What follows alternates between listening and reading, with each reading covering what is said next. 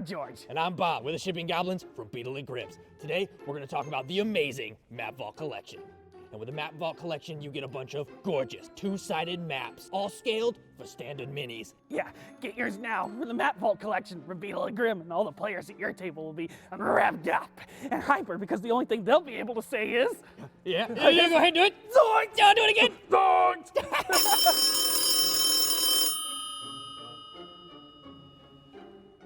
Hello?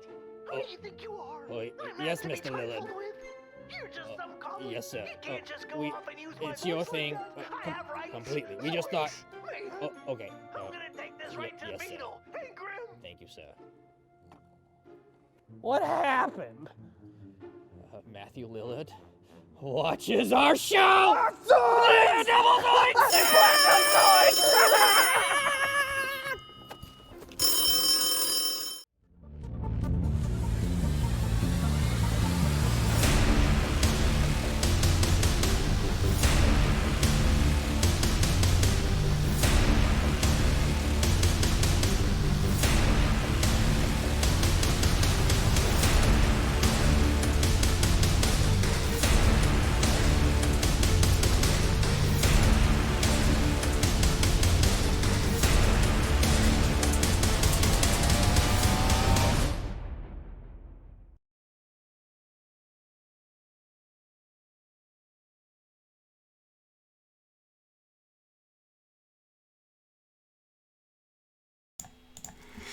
Hello, we're going to wait to make sure that we are live, but hello, welcome to Band of Badgers. I am Dave, Hello. your host for this evening. It's already getting started. And this is the Great British Brush. Thank you, Steve. And this is the Great... I'm here. Should I do it again? And this is the Great British Brush Off. See, third time lucky. There we are. and these are my guests. Say hello, guests. How's everyone doing? Hello. Hello. Cool. Good. Happy to be back. Anything from Steve? Is he paused? I'm here. Look, I'll move my hand. And so we say things like, "Hello, guest." And he's like, "Yes." I was still listening to the stream to make sure it was okay. It's like listening to two conversations at the same time. Okay. I was just blown away by the dulcet tones of your voice. The technicalities of this. So, welcome this week to our special guest artist. Everybody, this is Martin Sullivan from Level Up Dice. Hello, Martin. How are you? Hello, guys. Pleasure to be here. And- even though it is in the very twilight morning of Australia time. So, where are we? Are we at 7 a.m. yet, or is it still 6 a.m.? Oh, it's a mighty 4 past the 6 a.m. Oh, 6 a.m. See, look how dedicated he is to join us. Dedication. What punishment they put themselves through. Now, also joining us around the table is the mighty Josh McGUIRE from the McGUIRE Review. Josh, you probably, if you're regular on Badgers, you probably know Josh. You've seen him loads of times, but it's always much love to give to Josh. He's been supported us since the very start, way back in August when we kind of started chatting away. So he's become a very good friend to the Badgers, and we don't show that love enough for him. He is a big supporter of us, and we just love his hat. Yeah, it's Jack. I thought I'd bring Jack on the show today. Yeah. We're across the streams. Yeah, a little promo there for Jack. So how's Josh McGUIRE doing? How's the McGUIRE Review doing? It's doing good. I mean, we've got a lot of different types of content coming out. So we'll keep doing that. You know, it's not all board games. We've got some really cool RPG stuff and miniatures and hopefully even some Warhammer stuff in the future. So that's definitely an interest of mine as well. So I'm highly interested in the War Badger stream that we're spinning up here on the Badgers. Yeah, if you've seen the pre-rolls, we've got some official titles for it now. We'll be doing more. It's something we're kind of still developing, but we'll be doing more for that. So for Martin and Josh, we'll be talking about various things through the show. If you've watched our game shows, you know that we have guests, we do interviews. Our brush off show is a little bit different. It's more of a chit chat, more of a laid back kind of thing. So grab your paints, do join us for some painting. Now, thank you as always to Beetle and Grim. Thank you also to V Muse over at WizKids. Thank you to Vallejo Paints as well. But most of all, thank you for watching. We wouldn't be here without you. Now, if you would like to support us, you can. There are Twitch channel Prime subs, that thingies that you can do, which make us make more content. Like Mondays we have our Great British Brush Off, Tuesday we have Vazen, Thursday we have Rise of the Runelords, Friday we have our brand new Starfinder, Fly Free or Die, Saturday we have Descent into Avernus, and Sunday we have War Badger 40k. It's a fantastic little series. It's in the afternoon as well. So if you're in the afternoon in the UK, it's nice and chilled out. But we, as Band of Badgers, we support writers, artists, designers and creators, not just from the UK, but all across the world. And they join us on all of our various shows and games. So please do get in touch if you would like to. Now, you can also find all of our content, our back content, our catalogue on youtube.com/Band of Badgers. So do check that out as well. So, those of you who have seen Brush Off before, you know the rules, you know the score, you know what it's all about. Those of you who haven't, here's a quick brief. We all, so myself, Steve and Joe, we're all amateur painters. I've literally, this will be my 24th hour going into it. By the end of this, it'll be 24 hours total ever of painting. So we're going to be painting, this week, is the Human Female Sorcerer from the Pathfinder Deep Cut series by WizKids. Absolutely mini, absolutely fantastic. Absolutely mini, of course it is. So we're all going to... yeah. So we are also going to crack these open at the same time. And we can paint. When I do that, I will hand over the reins to Martin. And Martin is going to give us some advice on how he would paint this. And we're going to try and follow it as best we can. We might put some personal spins on that, but we'll give it our best shot anyway. So, I'm going to hand over to Martin. I'm also going to flip the screens and open these at the same time. So, Martin, over to you. At this point, you can swap your screens around as well. Cool. Fingers crossed it all works. Here we go. Awesome. No, as well, thank you. I'm honestly really excited. I'm a big fan of Pathfinder. It's probably my RPG of choice. Although Sentinels, the Sentinels comics one, I'm very excited to be trying out in the very near future. Cool. And this is one of the iconic characters from Pathfinder. It is. Let's have a look-see. Pardon for the creaky plastic noises there. There we go. Nice and classic. Now, before the stream started, we were talking about which ones we were all going to paint. Josh is been really, really good and come to the rescue, and he's standing in because one of our guests had to cancel kind of last minute. So Josh is standing in. That's why Josh does not have the same mini as us. But what is everybody going to be painting today? Having a look-see at them. I'm quite liking... Oh, they're both pretty cool. But I think we'll go with... Which was the bottom one, which will be this little missy here. Yeah, see, before I got them out, I was thinking the top one, but I might actually switch now. I'm going Go with for the the top bottom one. I like the I'm hair doing- on the bottom one. I'm doing Although, a baby green dragon. I must to admit, really mix I'm it up. slightly tempted. I apparently have an extra piece of flash that I'm not quite sure what the use of, but hey, we can see where we go with that there as well. Oh, cool. So, as it's iconic, I was thinking we'd sort of try with the iconic colors. So, I'm going with red, edging out into orange for a pants and a cloak, and having sort of like a dark blue or bluer edging into purple for her sort of tassels and stuff on there. Mm-hmm. Working on these guys there. There we go. Now, I'm excited to go with this one. I haven't painted minis straight out of the box. Now I know Pathfinder, the WizKids ones are pre-primed, so it's all good there. I like to start with a bit of a Xenothol thing, because I definitely in recent times I'm a bit of I paint armies. So I'm currently partway through a Sisters of Battle's army and trying to get it done as quickly as possible. and that I often use a lot of contrast paints.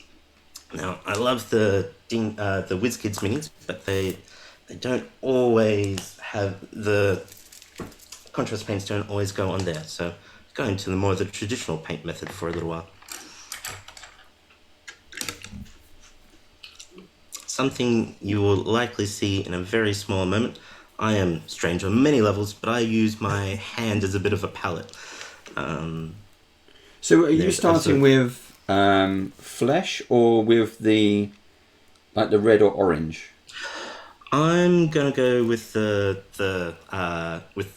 red. There's a couple of reasons on that one there. You can either go with what's the largest part, or as I often do, is I like to start from the outside and head in, or like the outer layers first. Not quite sure on the exact pros or cons, but that's where I'm sort of going to be trying out. I'm going to try an orange. I got hot orange. Dun dun dun. Let's give this a try. I forgot to mention it at the start, but if anyone is new to the stream or the channel, what we do is towards the end, 15 minutes towards the end, our professional artist Martin will get to judge who is the winner of the coveted, the most highly prized Gold Star Award. But it doesn't end there, because you at home, or at least for those of you watching live, you will get to pick the runner-up along with Josh, our guest. So stay tuned. And I generally go with the audience, so I'm not gonna buck the system. Well, I don't know. I guess I could. We'll see. We'll see. Emotions could run high at the end when we get to the final choice. Yeah, you just have to remember who's DMing you on Saturday evenings. Yeah. Ouch. Yeah. It's good to know that this is a fair and open selection process. Yeah. I just realised she's actually wearing open-toed sandals. Yeah. Wow, that's going to be... Yeah, of all the original iconics, Leone, or at least the Sorceress, was always the one that felt that her outfit was structurally impossible. Yep. Yeah. I know we're talking about fantasy miniatures here, but the other ones at least looked like they were wearing clothing. This doesn't look like something you could adventure in. She looks like she's about to go at Raven. Yeah. You wouldn't really want to go dungeon diving in a pair of sandals, would you? Oh, man. I mean, I know I'm finicky, but like 5 steps in, you would step in some mud and you would have like gunk in your toes the whole way through that dungeon. Yeah. Yep. That would not be fun. Audience, if you have a question for anyone, for Martin, for Josh, for any of the badgers, please do write capital letters question in live chat with your question. And when one of us actually looks up to check, we'll shout it out for you. I was just going to say, hello to Ipsy and well done on not needing surgery. She said she went to a doctor's today and got told that she doesn't need to have surgery. So. Yep. This is the bad knee. Well done, yes. Ipsy. And Ipsy, are you on doing your homework as promised? I hope so. Does 5 silver stars equal 1 gold star? That is a very good question. Are we going based on most stars overall, or are we going on most gold stars? Well, if we're going by fantasy, but feel free to change the rules. I think we both had the same, didn't we? We did, but it was going to be decided by gold stars. From what I remember. He was getting very defensive. If we're going by gold stars, then it's going to be. It's not about Steve. Steve's won. It's second place. This is the second place Because there's no draw this season. No. The draw is not possible. Seems like an extra level of pressure in this one here. I thought we were just painting. There's always a rivalry. So this is fierce competition. This is bragging rights. The best competition there is. It's dragon rights. Oh, yeah, Hey. dragon. Ooh, nice. Ba-dum-bum. What is your favorite colored dragon? The dead one. Oh, so like a Dracolich? Yeah. I was going to say to fight or to have on your team. First one, then the other. I think if I was going to fight one, it would be A fairy dragon? a green, I think. Yeah, the green are my memory of gaming lore are traditionally weaker, although they do spew noxious fumes. Yeah. But they are generally the weaker ones, yeah. I think the one I would hate to fight is the black dragons, the acid breathing dragons. Yeah. I've only ever As- fought one dragon in D&D. Was it memorable? Yes. It was my friend's first time DMing, and he Well, that can always be exciting then. and he ran the starter campaign box. The ice, Yes. The ice dragon one. yeah, Yes. Oh, cool. ice fire peak. Yes, that's the one. It was good. Cool. I feel sorry for dragons a little bit these days. I sort of mentioned it before we started, but dragons so often these days, they're billed as these big giant creatures, but at least from both playing and watching a fair few players at my gaming store play D&D, people go, "Oh man, a dragon!" and the part that they're excited about is all the loot they get at the end once they've killed the poor dragon. Yeah.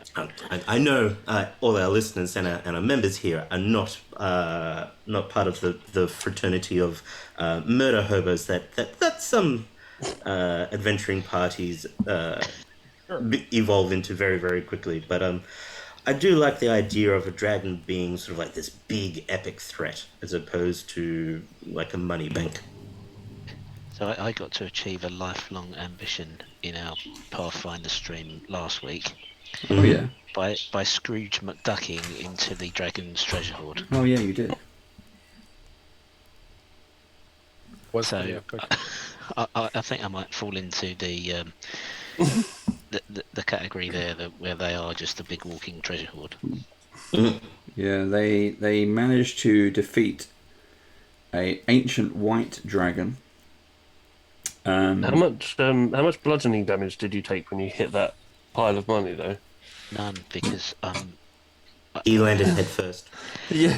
I was very specific and said I dropped from 50 feet up into the pile of coins, and then Dave calculated how much damage I would take, and then I realised that I had catfall.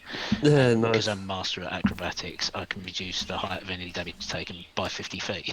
Because I always think that in Scrooge McDuck when I was little, like, that must just hurt. Yeah.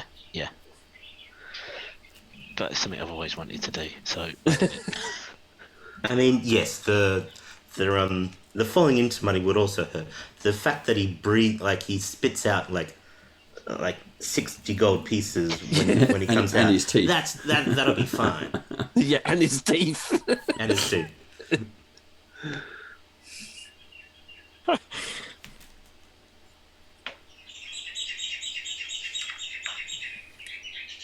Is that a new bird?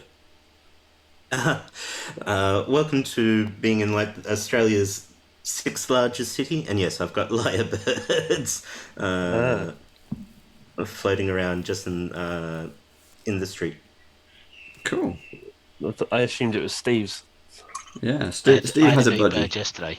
I come home yesterday from being out about 6:15 in the evening. There was a magpie in the house. Wow. It's fallen down the chimney. And they'd been touring everywhere. Kids' bedroom. Shit all over the bed. Sorry, excuse my French. El pooped. Yes. So yeah, and it was set on the shower curtain in the bathroom. Sounds really, really silly. I didn't think of other places having magpies apart from Australia. I sort of assumed the equivalent was like a raven in England. Oh yeah, we have we get those as well. ravens, crows, magpies. Actually, you have parakeets out the back from us as well. Yeah. I was watching the Starfinder game on Friday, and it was a good laugh to watch, by the way. Thank you. And you got to kill Dave. I did get to kill Dave. Yes, yes. I wonder why everyone keeps mentioning that to me. Everyone's like, "Oh yeah, you died."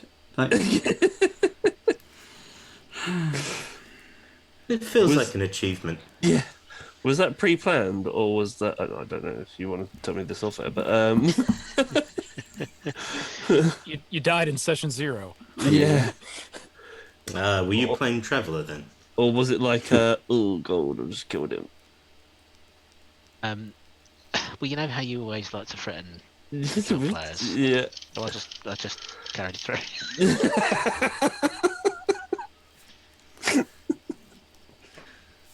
Will was like, I did Yeah. an engineering check and failed it, and then Dave died.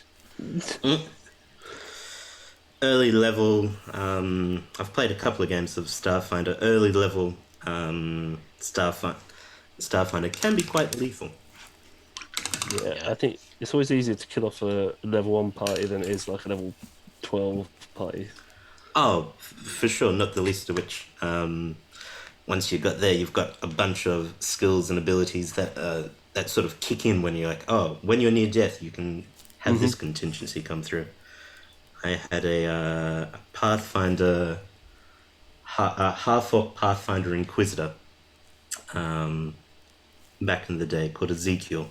He was just unkillable. And which was problematic because I got tired of the character. there's no risk, no reward. Yeah. And so we're kept on trying to find slightly more outrageous ways to do it. But he lost his eye to his nemesis. And so in story decided for this never to happen again, and so hunted down a troll king to kill and fashion from his spinal cord a ring of regeneration. Oh wow!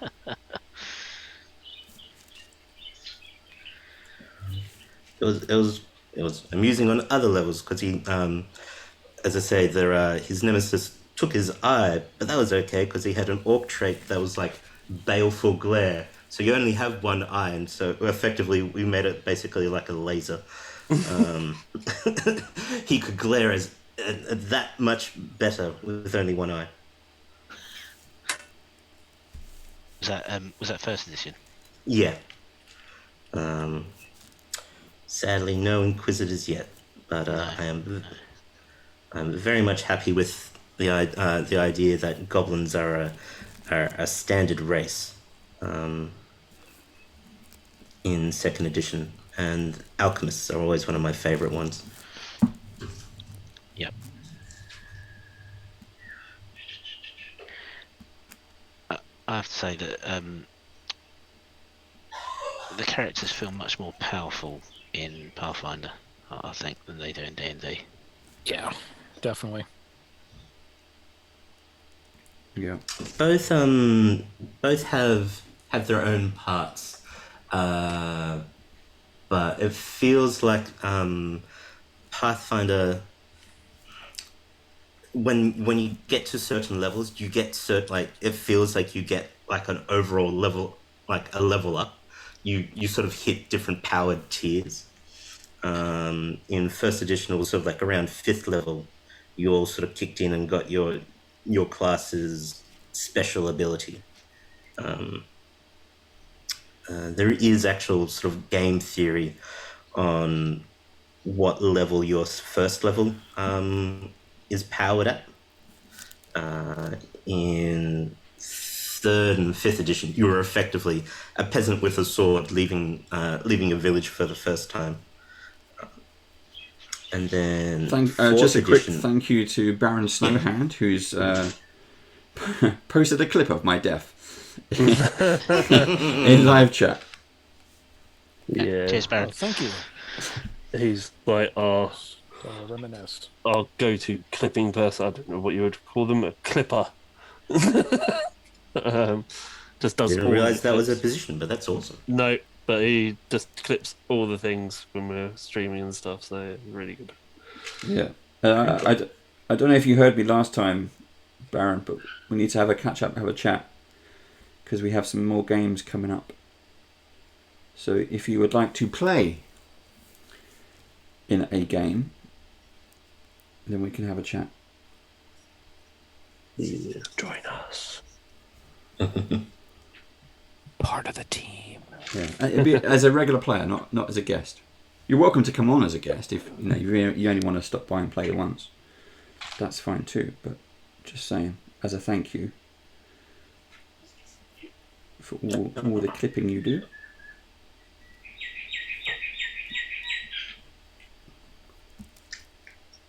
So, have you revealed whether it was an intentional death, Dave, planned death, or accidental? I have not.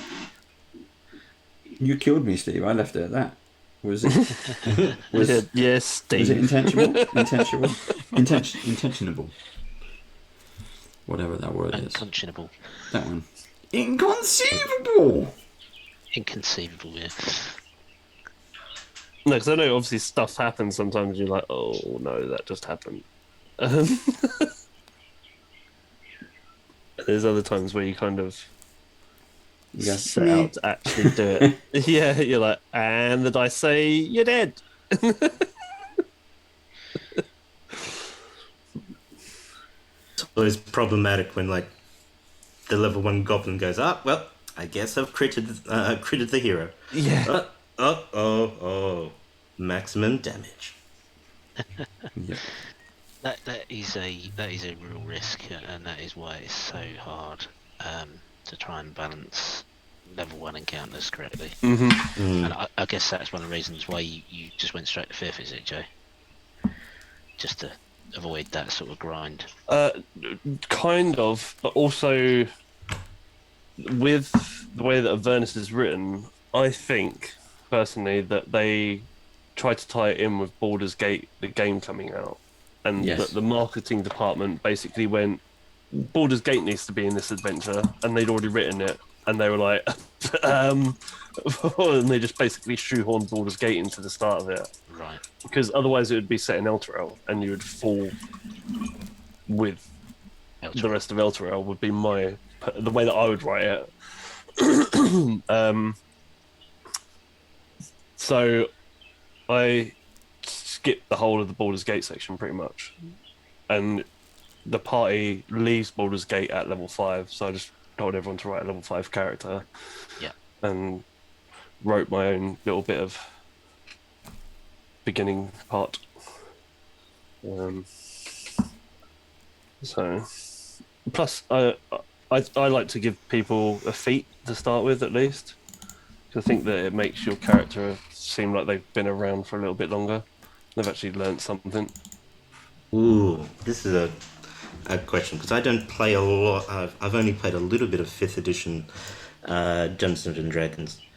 Do you choose the feat over stat increases? Because I feel like the stat increases would have to be a very powerful thing. Yeah, so this is a free choose the feat. Yeah. I always choose a feat over the stat increase at 4th and 8th. Generally And I do normally choose the ones that allow you to add your proficiency bonus to your saving throws, because then you get a +1 to a stat, and the proficiency bonus to the saving throws is a massive advantage. Yeah. Especially if you choose Constitution and you're having to make saves as a spellcaster, that's like But no, I do a free feat at the start on top of any other feats that you get at levels 4 to 8.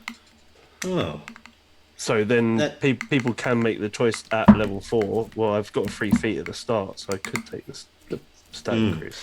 that sounds ideal, because that always felt like such a hard choice to be able to make. As I say, these days I sometimes I work once a week, still in a gaming store. And it's when they've got their Adventurers League on, and they're talking about it in there. I'm like, oh, I don't like when you're having to give up one of the, like, they're both powerful options. Yeah, whatever you choose, you think that you're going to regret the choice at a later point.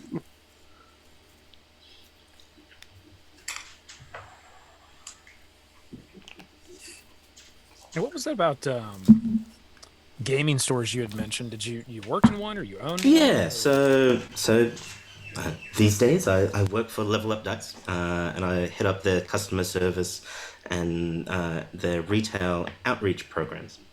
I've got some really cool, exciting things. But I sort of came into contact with Level Up Dice through my previous job, where I helped my mate open and then ran his gaming store, Good Games Newcastle, which I then my wife had to move city for work, and Good Games is a chain of stores. We actually there's about 30 in Australia and 2 in the US, so it's one of the not a small collection of stores. And I checked with their head office to see if there was any jobs going, and there actually one had just opened up in their flagship store. I was happy to do anything, as I was needing to move there, and then I got the job there, and in 6 months I was running the flagship store for about 5 years. Cool. And then took a bit of a had a couple of national tournaments and events and stuff there, and I took a bit of a break when my first child, my daughter, was born, and I became the primary caregiver there. So I was having a bit of a break from full-time work. And one of the things that I'd gotten into the store was Level Up Dice, which are beautiful luxury dice made out of like metals and semi-precious stones. And got to know the CEO, Alex Abrat. I've actually had to say that out loud. And he asked her, like, would you like a job to sort of like do the customer service, working around raising my little munchkin Molly, and it sort of went from there. But yeah, so we've I love gaming stores. I think gaming stores are a very important thing, both in hobbies in general, but it provides an outlet for people that don't always have as many outlets as they would. Like there's lots of us that aren't especially sporty or can be socially awkward, and gaming stores and running events and stuff in stores really provides a place where everybody can come and play. Like with D&D, you can be... I was working in the centre of Sydney, so it was really awesome to see uni students playing Magic against high-rise lawyers and doctors and business people. And through game, it all came to be a fairly... It sort of became like a unifying thing where everybody was able to play on the same level. I really enjoyed that. I'd have to agree with that. My local Games Workshop's just opened up again, and it was really nice just to go in there and just have a chat with the guy that works in there. And we just stood around talking for like 25-30 minutes about everything and nothing. Do you know what I mean? It's nice to be able to do so again. Don't get me wrong, as a store manager, we definitely do that. And we'd like to get some sales out of it, but there is this sense of community that you're able to foster and help there. When in my first store in Newcastle, it was great. On a Friday night when we were doing Friday Night Magic, we were on sort of like the main strip street, and apart from pubs, clubs, and other nightlife type of things, we were the only thing open till about 11 a.m. To 11 p.m. And so it was very interesting watching us be as rowdy as nightclubs on the strip.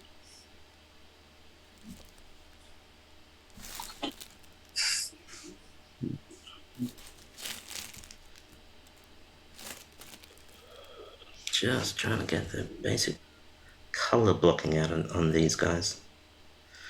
Yeah, so as we're Dave, you had mentioned, what is it, 24 hours now of painting streaming? Yep. This is actually the last episode of season 2. And I've never painted before doing this show. So again, Joe and everyone had told me we should do a painting show, we should do this, you should give it a try as a hobby. And I was like, I don't know, never done it before, a bit expensive. And I came up with the idea of, I'll just invite a professional artist onto the show and teach me how to paint. There you go. And then we just we started doing this, which has become a thing. We get lots of feedback about it. But yeah, this is literally, by the time we finish this is 24 hours of experience of painting minis. I can see my improvement. I think everyone, if you've go back and watch the shows, they're on YouTube.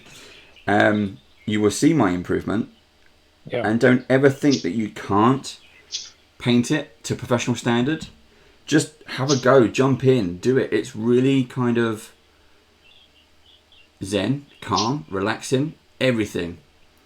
And if you do it with a bunch of mates, it's even better. Absolutely. And professional standards is always feels like a loose term. If you're having fun and you are seeing improvements, then you are getting better. And that's all that really matters. What colour are people thinking for hair? I'm going for grey. Yeah, I'm going to try and do the whitey grey hair that she's got. I'm looking at my colours, I might go grey, and might go a bit more of like the bony blonde colour style, which will be slightly different from a standard one. We'll see how it goes. The tricky bit is painting her back and her left arm through her braids of hair. Yeah. I'm struggling with that at the moment. But I am mildly regretting my choice of miniature. I'd forgotten just how many tangled ribbons this model has. I was like, oh yeah, this would be very cool. Oh wait, harder to touch up mistakes. Choice of mini does tend to be driven by less which one you want to paint and which one looks easier to do in 2 hours. See, this is why I was painting for the dress. I was like, oh, this looks really cool. Oh no. Having said that, I did prefer the top model. I just preferred the pose, I think.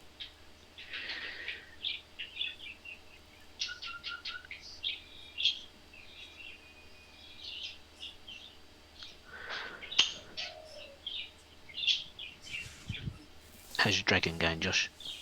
Pretty good. I'm trying to do getting some of these base coats down, just kind of slopping them on, and then I'll go back with a finer, brush and cut everything in. It'll be interesting. We'll see how it turns out in the time I've got here, but I'm going to go with kind of a darker green on this, and then I'm going to come back, with a dry brush, as well as then a wash, and I'm going to use a green wash to hit some of these darker areas. We'll see. I don't know. We'll see how it turns out. Use a few of the different techniques. you guys have been learning here in the show.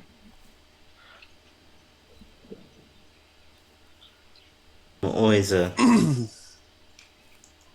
is that hand even painted? And there we go. Always find it funny when more experienced painters poo-poo dry brushing. It's one of those first skills that you learn, and it carries with you all through your painting career. Mm-hmm. Oh, it's amazing.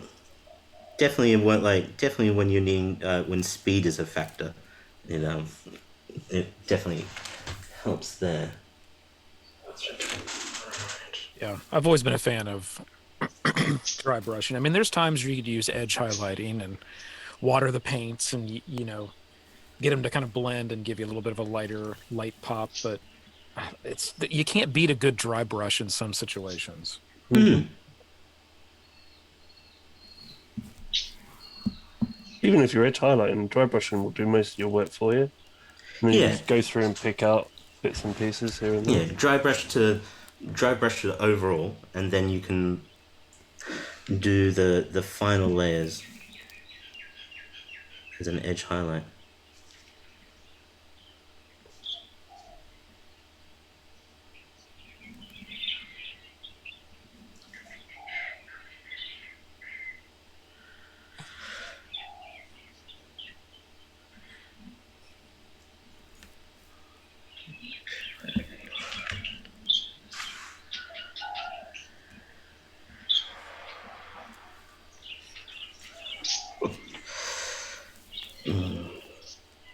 Painting so far is taking me back to a young 10-year-old me.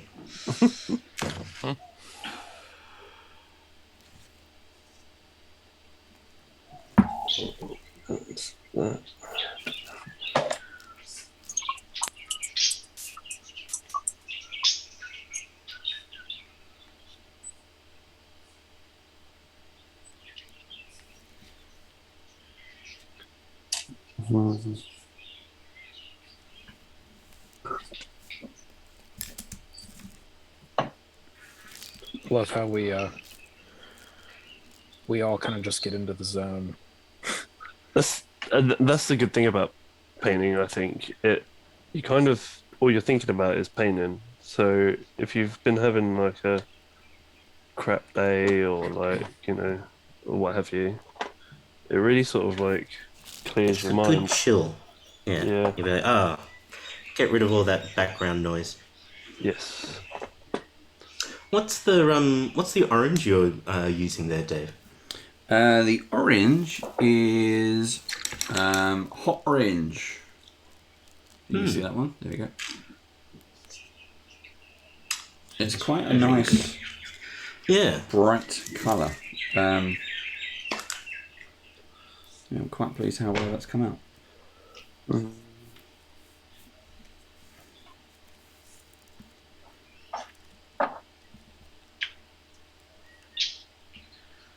So I know Joe has seen Mortal Kombat. Has anyone else seen it yet? The new one? I think, Josh, were you watching it with us? I did watch a little bit, but I had watched it before. But I did jump on that stream. That's for anybody else, right? We stream movies on Discord and hang out on Discord, so I did jump in there. It was pretty fun. I have to check that out. I've not seen it yet. For glorious awfulness, the first Mortal Kombat will always. Oh, that was. I love that film. I even had the soundtrack. Mortal Kombat. It was gloriously awful, and then the sequel was just awful. Sadly, I don't think I've even seen the sequel. Wow. Okay. There's more than one sequel, isn't there? I think there's 3 films in the series. Was there originally? Yes, and then like a prequel TV series. If I remember the TV series. Yeah, that was bad. Had more of a special effects budget than the than the second movie, unfortunately. Yes. I like the film. I thought it was good. I thought it was fun. Yeah, I think it's one of those things where you can't go into it expecting anything to be like. This is gonna be disappointing, but I'm gonna watch it anyway. I was waiting for you to get out of that diplomatically. just going with an open mind. No, just like going to it thinking I'm going to watch a film about Mortal Kombat, and then you'll be alright. Yeah. Sometimes that is all you want. Yeah. It's like a computer game. Sometimes you just turn on Doom just so you can shoot shit. Yep. Hey, there is a deep need to watch big, fun, dumb things explode on screens. Yep. Yeah. Most definitely. Yeah. I find those sorts of action movies are good actually to paint to. It's not so much on the Zen part, but you don't actually have to pay attention to any plot things. I like watching. I love watching anime, or like some of the classic ones. But Yuritsukadoji! I knew you were going to say that. but it's really hard if you don't speak Japanese to watch it with subtitles and trying to paint at the same time. Yuritsukadoji is a very naughty one, so yeah. Be careful, children. Legend of the Overfiend. Make sure your parents are not in the room. You watch that one. It is not Akira. No, it isn't. I don't know, Akira's still pretty bad. You wouldn't want to watch that with your parents. Yes, I'm trying to think of that one there. I did enjoy. I watched Akira at the Sydney Opera House with with an orchestra that did the music for it. It was pretty nice. awesome. Wow. Was it the whole film or just clips? The whole film. Wow. Yeah, it was actually sort of like the band Regurgitator was leading it. It's done as an orchestral thing. It was really cool.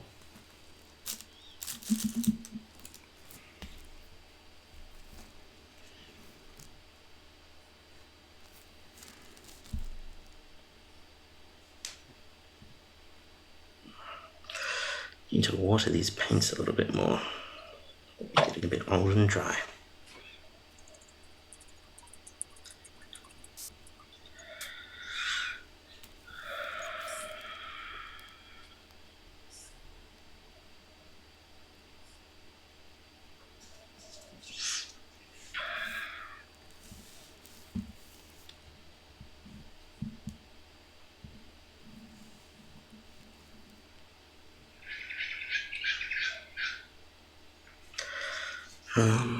Where are we looking at? Now I've made a mistake. Hey guys. One of the things that, these speed paints, I hit all these little black claws first, right? And I hit the teeth.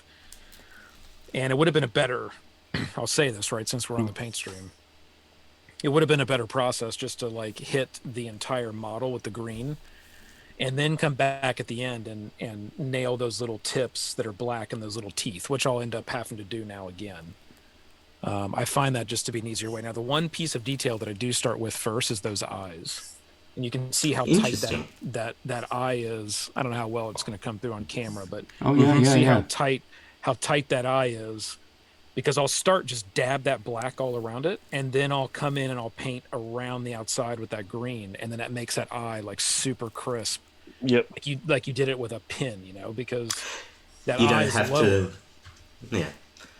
That's a good point. It means that you're not having to be as precise as you would otherwise need to if you're doing it afterwards. Right. So I always do my eyes like that first, but some of these other pieces I should have left to the end, and I would have been able to be probably further along here. I feel myself going too slow trying to detail around the little pieces I've already painted, and I'm like, all right, give up. I'll come back and hit them at the end again.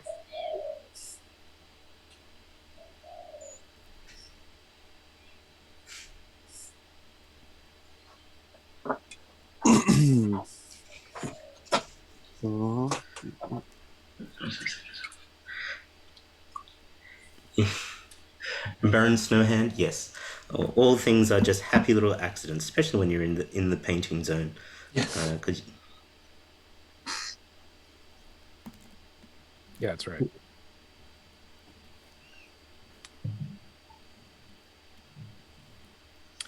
The other thing I find when I'm painting sometimes is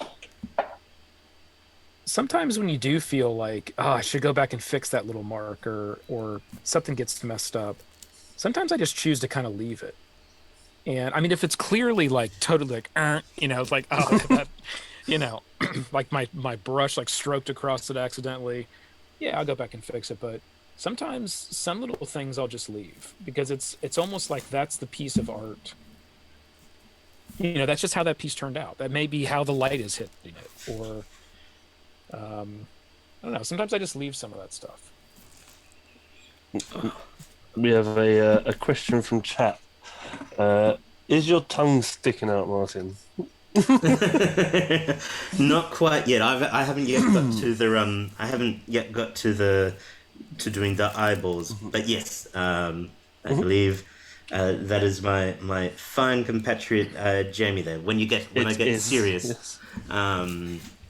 The tongue usually starts sticking out in the corner of my mouth. Yep, you and me both. Jamie, you're up early. Or is this the normal time you get up? Oh no, this is very early for Jamie.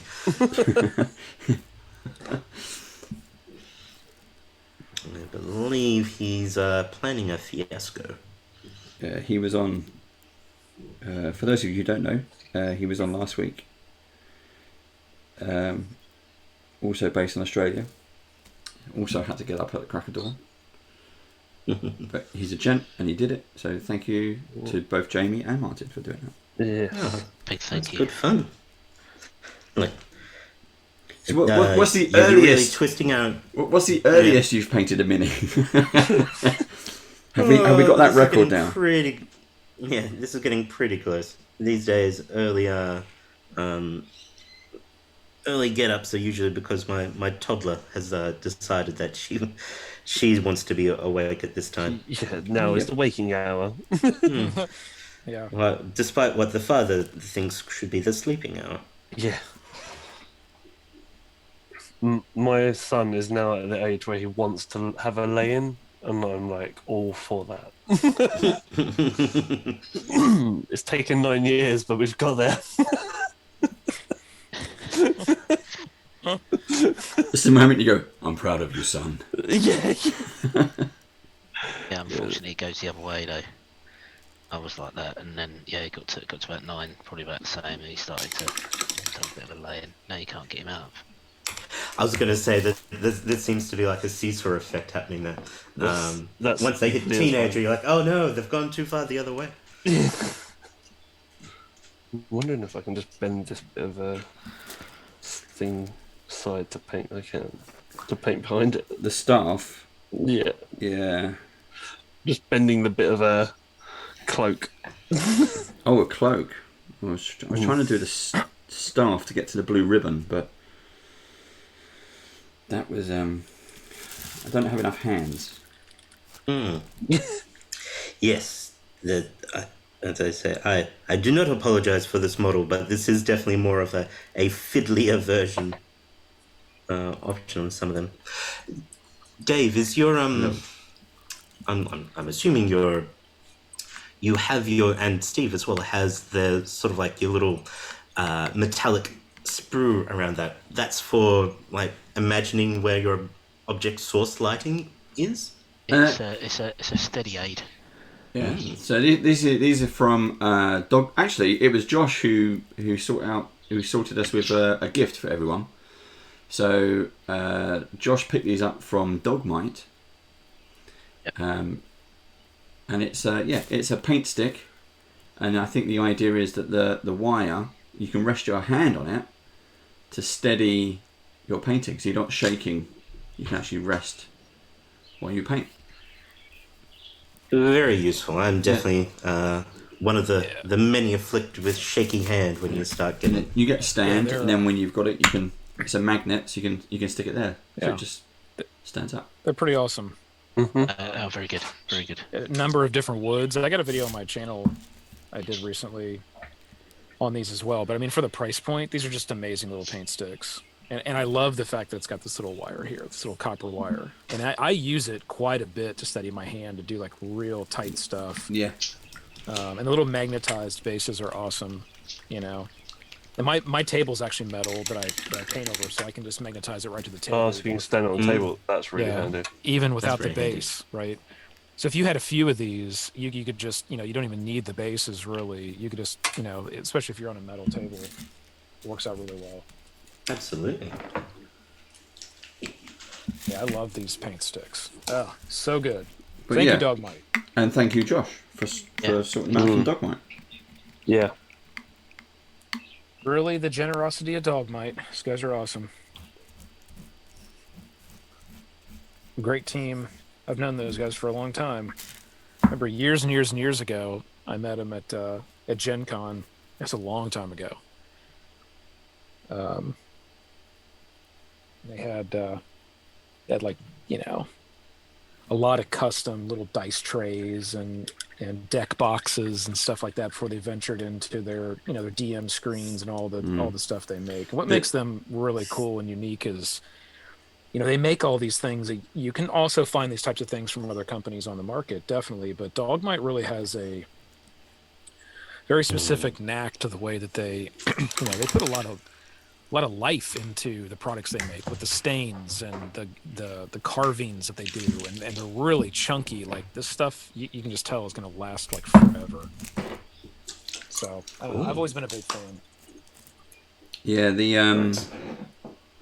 we did some giveaways from Dogmite leading up to Christmas of dice trays, and for Christmas we had a big Christmas special show, and they gave us a DM shield, which was about $300 to give away.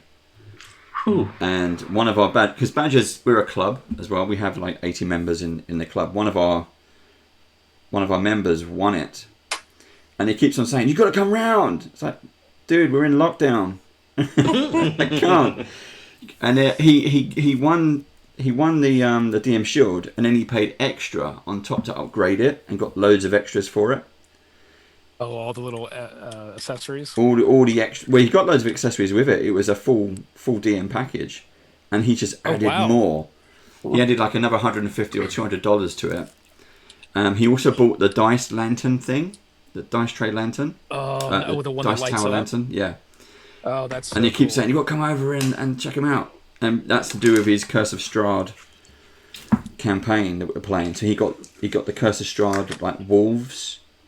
And the full moon, the wolves are howling at the moon. It's a beautiful piece. But yeah, Dogmite, absolutely fantastic. I'm hoping we can get one of the two guys on, or even Lindsay, to come on and do some painting. Yeah, we should get or Lindsay. playing. Lindsay's cool. Lindsay does their board games. She's got a number of cool board games. Labyrinthinos? Yeah. Yeah, she's cool. That's should be a great guest to come on and do some RPG playing, and they do that at Dogmite as well. They've got they all kind of play there as well. They've got some games they run, and so that's pretty cool. Yeah, I told Mike that Conus once we get out of lockdown, man, I'm going over. That mythical time, eh? Yeah, I'm going over. We're gonna play some games and hang out. All right, we'll see how this dry brushing goes. Yeah, like the before times. Back when legend said. Or apparently in the UK from Monday we can hug. Yeah, we can. Yeah. Really? We can hug. Hug season is back, huh? Free hugs. Are you able to shake hands yet? Or? No, just hugs. No, just hugs. Right, yeah. See, that's as long as your faces are in opposite Shake directions. hands. You better still be bumping elbows, but man, you can bring it in. That's hilarious. To be fair, I wouldn't put it past the UK to say that.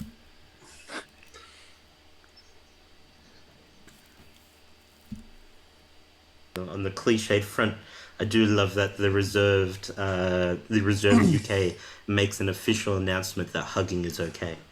Yep, it was on the news. It was a big special broadcast. Hugging is okay. It's great.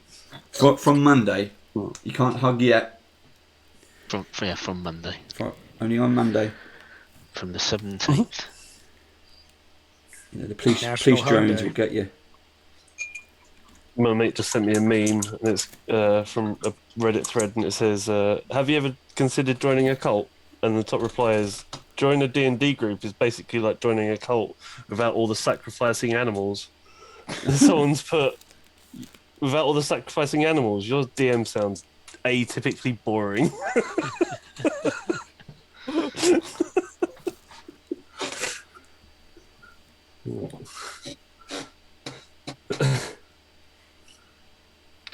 Oh, I forgot her little... Is that a staff on her back? Yes. Oh. Oh, it is now. Well, I was talking about me having to flip between different paints and going back every 2 minutes to open the same pot again. Ah, yes. That old chestnut. Okay, just so you know, we have gone past the hour. That means we have 45 minutes left. Oh. Oh. I know you've classed me as professional painter, but I'm feeling like there's a little bit more to go before that happens. Professional just means more experience than me. Mm-hmm. So that's it. Yeah, I think that dry brushing's working out. You know, it's putting a nice highlight, green highlight, which is the color I was going for, right over the top of that darker green.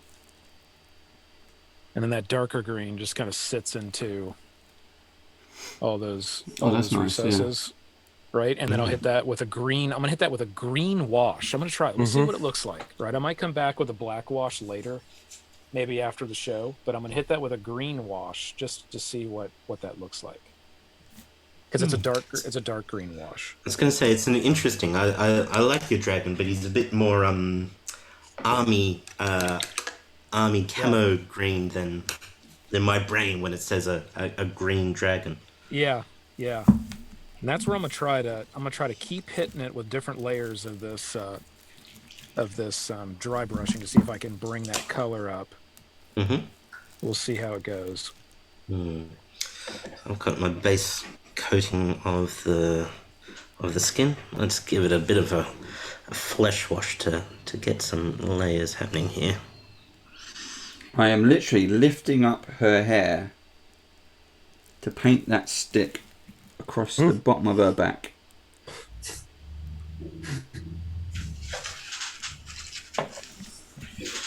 I think I may have bent the hair a little bit because it didn't go back down.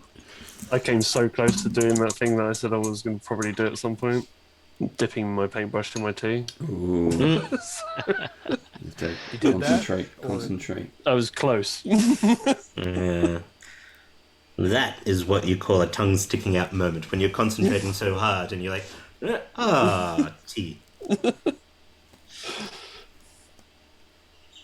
I also always try and have 2 pots of water, one for regular paints and one for metallic paints.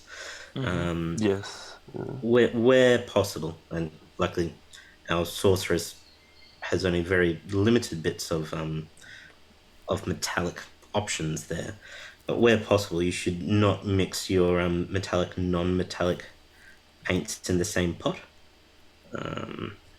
There's a couple of bits on that one there. One of them is because the pigments are so large, you can get that mixed in with your regular paint,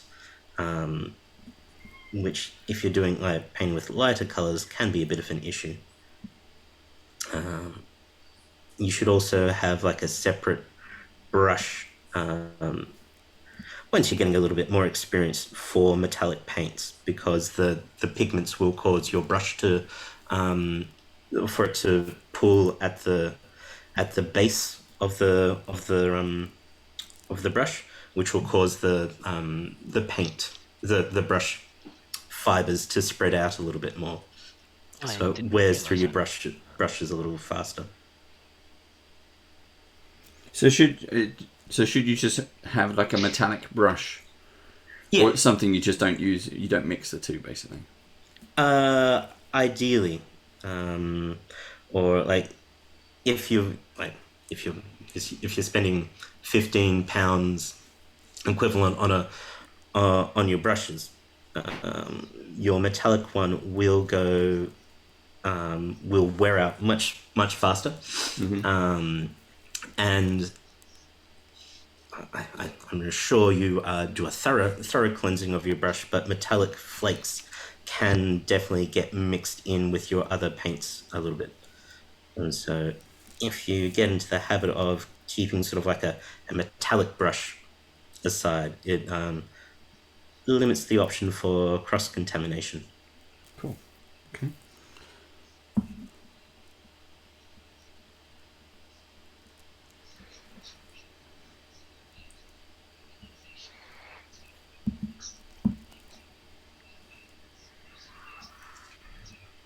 So she has this big kind of champion boxer's belt on her midriff. How are you going to tackle something like that? I'm thinking we go the way of the champion boxer and paint either a gold or a silver type thing. I believe on the picture original... it's like black and gold, isn't it? On the back of the box, but I have no idea how to attempt that. I also love the fact that, you know, she's got tattoos all over her body. She has tattoos under her eyes. I'm not going to attempt that. Yeah. Dave, if you in an hour and 45 minutes can get to the point where you are contemplating how to paint free-handed tattoos, then you, my friend, are not an amateur painter. And if you got there in 23 minutes, that's 23 hours. That's very impressive. I am not there yet. I was just wondering, like, how do you... I mean, you know, I know these are mocked up on computer, you know, basically. And how do you even paint that on? You know, that just has to be a real... I'm going to give it a go, actually. What colour do you think that is? Is that purple or is that blue? Looks like a dark blue, right? Yeah, dark blue or sort of like a regal purple type colouring. A cheater's way that you can do it is get like a real fine tip permanent ink pen, because that effectively becomes like a paintbrush, depending on how fine you need to get. Yeah. But the tip is hard. Okay. Yeah, I got it. So it gives a little bit more fine control. Of course, if you can do it with a very, very fine tip brush, that is how you would do the squiggling.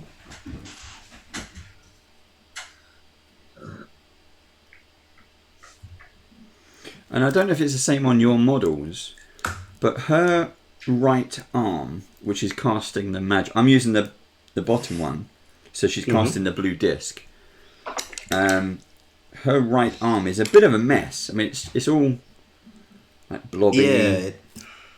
There's not much definition on this one. No. When I was initially looking at it, what I thought was the hand is actually like the metallic cuff of her. Yeah. Of her outfit. I can't get it in a good position enough to actually. You're needing. Get in there. So I will Let's get the blue tag. Oh, I will try and try. Will Dockrell. Yes, me too. I use a fine tip for purity scrolls.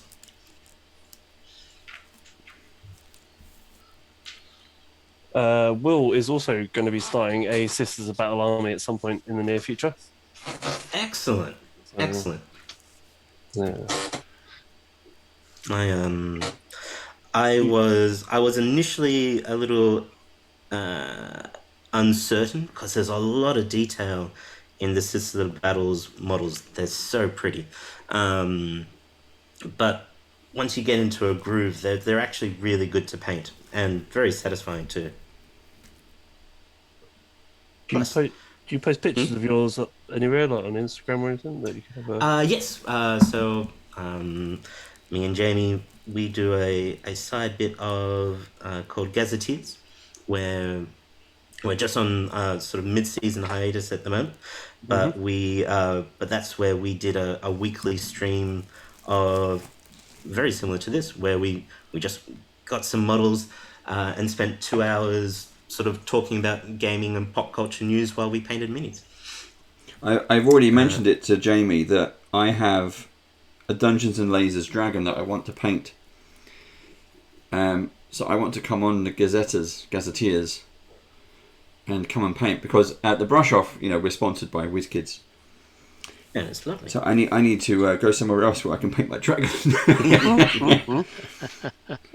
Yeah, he says he's got about 2,500 points of Sisters just sitting in boxes waiting to be painted. Well, see, that shows you are finding the hobby. Lots of people, because as I said, I ran and worked in a gaming shop, and they would say, man, I would have Magic players come up to me and card players and go, oh man, miniature hobbies, looks cool but so expensive.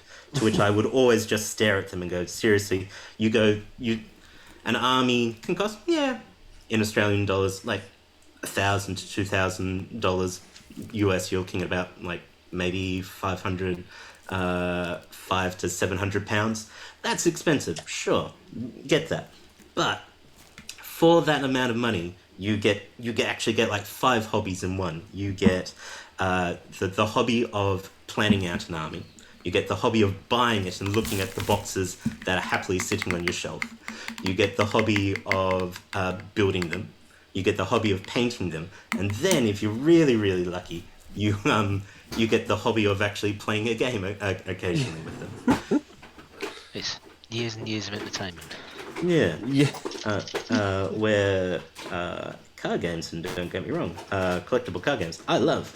But if you're chasing the leading deck, you might be buying a pack at like £3 or £4 a booster, but you're going through hundreds and hundreds of them every couple of months. It just is in smaller increments, sort of, yeah. In smaller increments, so it doesn't feel as large at the time.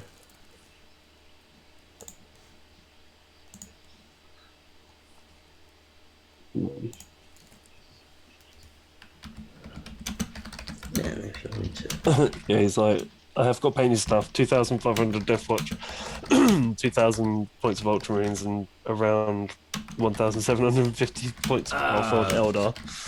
Will, you are a man of my own heart, for at least the first half. Death Watch is my other army that I'm currently building.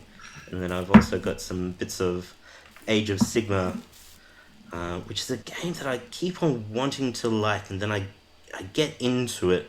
Like, I get to trying to play a game, and I can't quite get that oomph to get in there. But they've just recently announced a 3rd edition, so I'm interested to check that out. Hopefully the double turn option gets addressed. I understand that it's a feature in the gaming thing, but it's, do you not like that? No, it's one of those things that if you're not used to it, it feels like it makes the game swing an awful lot. Okay. And if you get the double turn, that's really cool, because like you can feel like you're super ahead. I've never. And I realized that I realized that it's currently it's a feature, not a bug, but it means that certain types of armies, if they get that double turn, can really capitalize on it. which is all part of strategy, of course, but it just plays very differently to a lot of other miniature games. And change and difference is scary.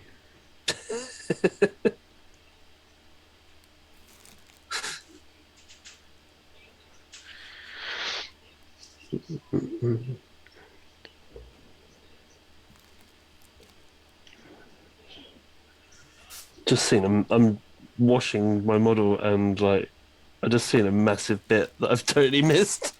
The underside of the cloak. No, like I- one whole That's side fun. of the staff. Yeah. Oh. Isn't that fun? They're like, oh, I'm almost done. And then it's like, oh, get like an Yeah. entire area you've missed. Yeah, I thought I was doing pretty well on a cape or cloak, and then I had to realize I had to go back because I missed a whole chunk of the underside in there. Oh, where am I looking at? I went with a, look at that shiny green, kind of like metallic on them scales there. Very Kinda nice. Yeah, something, nice. something different. I think that Yeah. turned out pretty cool. Yeah, man. Can anybody remember the name of Pete's dragon? No. Anyway, talking about dragons. It's a pop quiz question. All right. Anyone in chat? What's the name I of want to Pete's say dragon? Puff, because that's the song, is it? Puff the Magic Dragon. Puff the Magic Dragon, Puff. But it's not that, is it? Nope. Elliot. There we go. Elliot. Well done, Ipsy.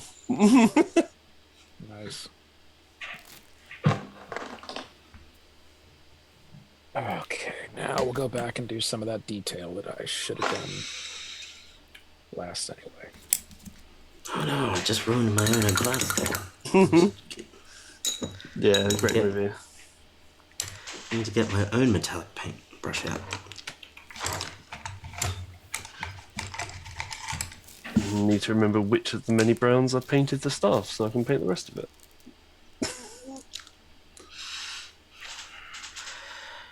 Brown is always a bit of a blind spot for me.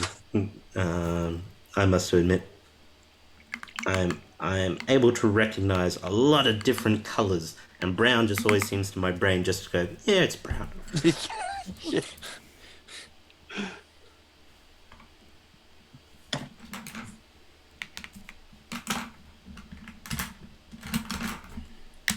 I think it's the same brown.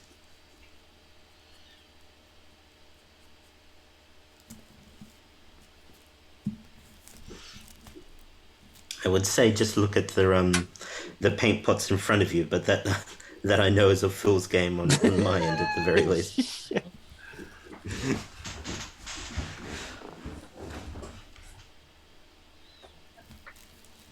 So, Martin, in terms of level up dice, is there anything you can tease? What's coming up? Yeah, so we've got a couple of really, really exciting things. One of the ones that we've been sort of doing some teasing on social media in the last couple of weeks, and we'll be ramping it up in a little bit there. But we've got this very exciting thing called the Glyphic blind bags. Now, the Glyphic blind bags. Yeah. Yeah, so we did sort of like an alpha launch late last year, and these are collectible D6s with unique glyphics on them in a blind bag sort of situation. So based a little bit off your TCGs, and we've got our sort of like our wider, more retail release coming out season 2 in just a couple of weeks' time. And there are some absolutely amazing bits in there, and I'm really, really excited to look forward to that. We're also working with the sort of like a lot of the handmade artists, and working in sort of like offering some different designs and ways to be able to really speed up the process for crafting and pouring and creating resin dice. Oh, that's cool. So we've got some very, very exciting bits on there. Yes, some very cool bits in the pipeline, and I'm very happy to say, at least in Australia, we're looking like we might be able to start our attending conventions in the not too distant future, which is going to be Yeah, because you've got a con that's been announced, right? Yes, so we'll have Supernova in just over a month's time, which will be exciting. Hopefully, we'll have some international guests. I know we've had a bunch of Marvel Studio people doing filming and stuff in Australia, so we might be able to. They might be able to attend, which will be very, very cool. Cool. Do you know what they're filming?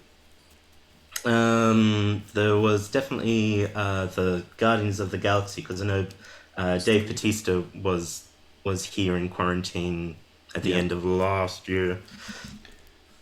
But yes, we've been, all things considered, very lucky when it comes to the pandemic, being able to maintain some safety, although we do appear to be slightly dropping the ball when it comes to actually getting vaccines happening. But we all have our peccadillos. I've just realised that I've painted flesh all the way up, and now it looks like this woman's not actually wearing any underwear. So there you go. Interesting. Well, I mean, I may have done something similar to looking at the model, which she's wearing very high riding underwear, let's say. Yeah, just not really dressed for adventuring.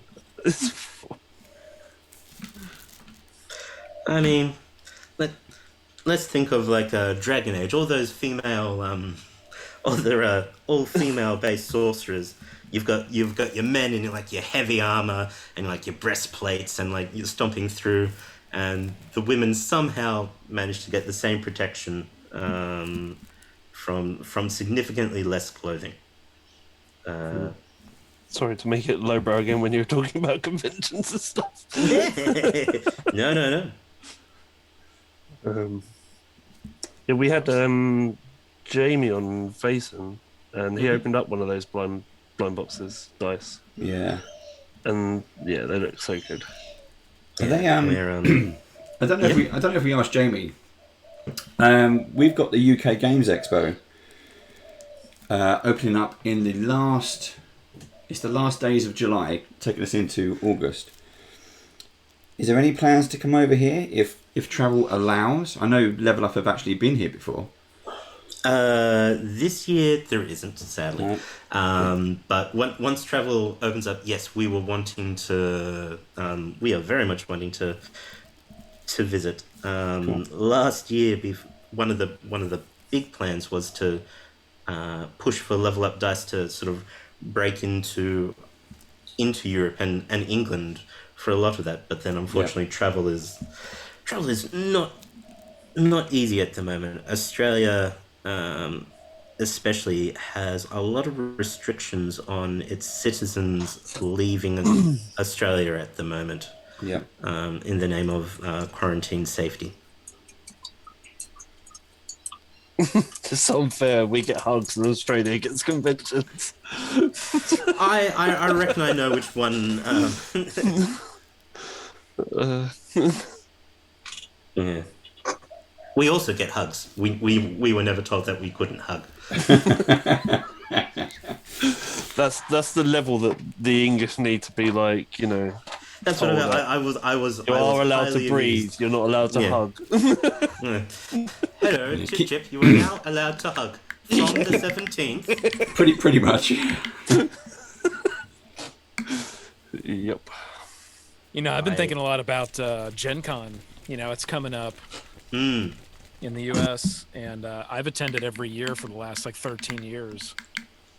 And, you know, I mean, they're having it in person this year. It's going to be restricted, but I don't know. It's going to be in September. We'll see. You know, I'll probably put in... pushed back to October. No, it's in September. The in-person, and there's going to be, you know, another Gen Con online as well. But I don't know. We'll see when it gets a little bit closer. I mean, I'm fully vaxxed at this point, and they're going to have quite a few restrictions they had a survey that went out. So if you do come in person, there will be quite a few different restrictions they're putting in place with like mask wearing and being vaccinated and all of that. So I don't know, just kind of have to see what it looks like. I'll probably put in for my press badge and then we'll kind of go from there. But very much hoping, the America has done amazing work on getting the vaccination rollout, but I'm still a little. It's all a bit of hoping and waiting, because at the moment, it still seems to be large areas that are large numbers of cases, I guess, for want of a better word. Mm. yeah.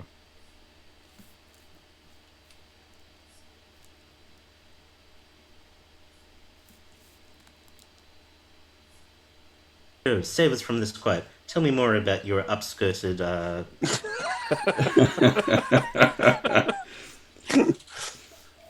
I am now just onto dry brushing, and then I'm going to try and pick out some of the bits on this belt buckle type, like, piece. I don't know what you'd call it.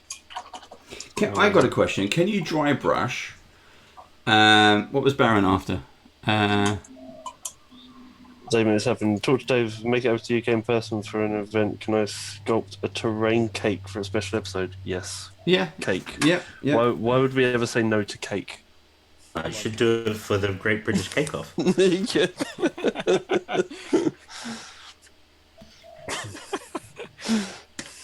Yeah. What was I going to say? I forgot. What was that? After dry brush, can you? Yeah. Can you dry brush with metallics? Yes. Yes. Honestly, that is one of my preferred ways of doing it. Okay. That is specifically useful. I didn't do it on here, but like lots of the time you want to have black as your undercoat because it provides a good backing for that. And if you're doing sort of like definitely like silver armor, if you dry brush over the black, that also gives that little bit of feeling of you're adding in that shade pretty much from the get-go.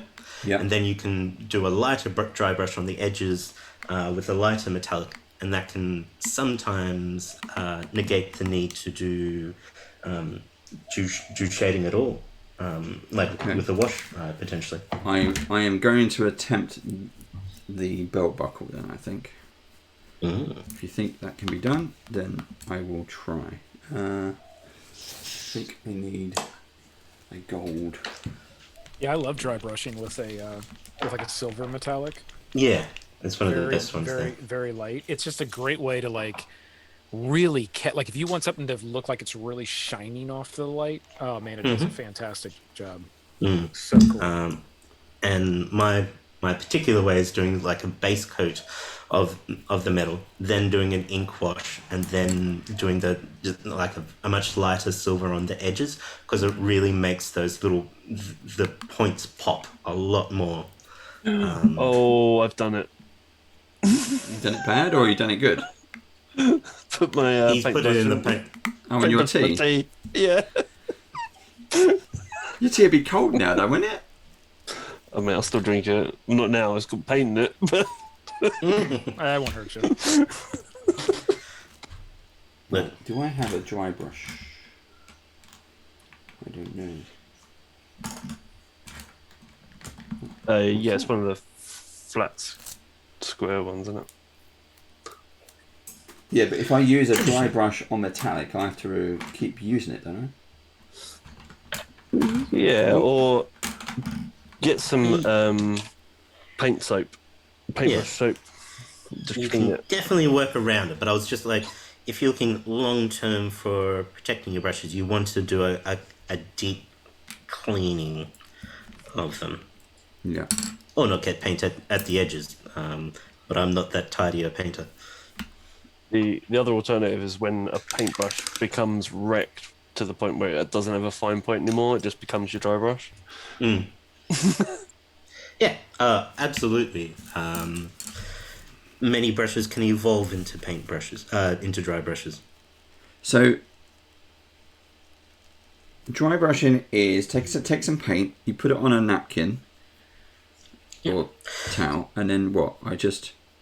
So dry brushing, let's take one step back. Dry brushing, like the name suggests, you're wanting to do it with a dry brush. The idea is that you put some paint on your brush, and then you go off and do it on paper towel or something, so that you get until there is no more paint coming off the brush onto the super absorbent paper.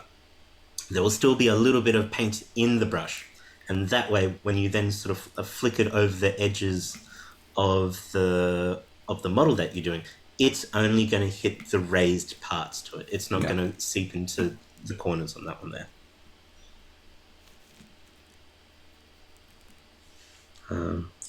The benefit of being a dry brush over a wet brush is that you're removing, you're not adding more moisture to the paint, and so you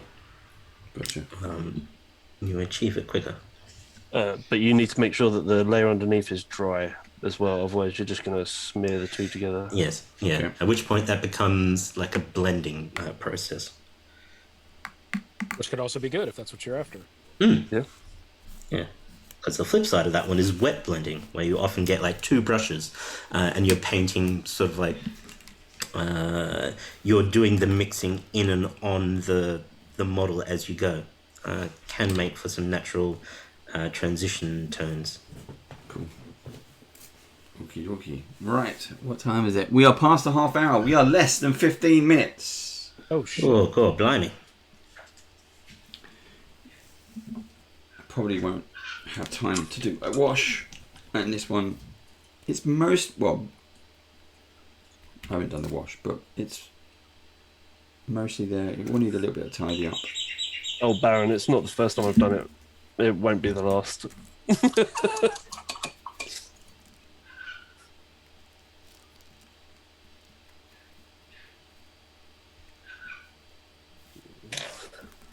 Ooh. Just... Let's see. I think I'm starting to need Steve's RoboCop glasses, because I'm getting to the point where I can't even see what I'm painting. It's so tiny. I'm like trying to focus on the mini and trying to focus on where the end of the brush is.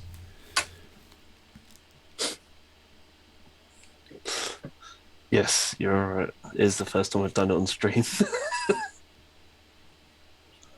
You still talking about your pot of tea? Yeah. Good to know where his focus and priorities are. Yeah. I was in the middle of a presentation today for work, and just before the meeting starts, you have to rush off, get a cup of tea, grab a biscuit, sit down, waiting. And here we go. Right, just doing this. And my biscuit broke in my brew. I was like, no. They're like, you're right, Dave. I went, yeah, my biscuit just broke in my brew. I'm fine. Sorry, I meant to mute that. So yeah, they all heard me. Oh, that's quite funny. I hadn't thought I was still in the fantasy land where people were in meetings in physical form. Oh no. Yeah, we are far, far, far away from that. Best thing to happen to meetings, going online. I think it's cut down on the useless meetings, at least. A bit. It affords the opportunity to do something else. Yeah, whilst you're in the meeting. You're in the meeting. Yeah. I mean, it's more fair that way. You can't deny that many a person checks out in the middle of the meeting. At least now you're not having to worry about potentially falling unconscious in front of your co-workers.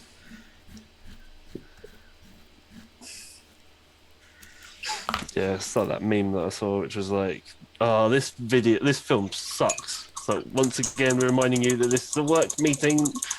On Zoom. Change the channel. Yeah.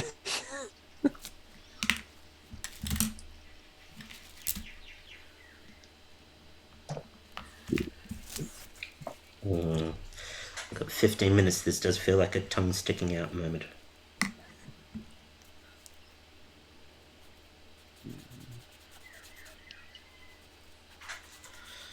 Oh, it's not quite there.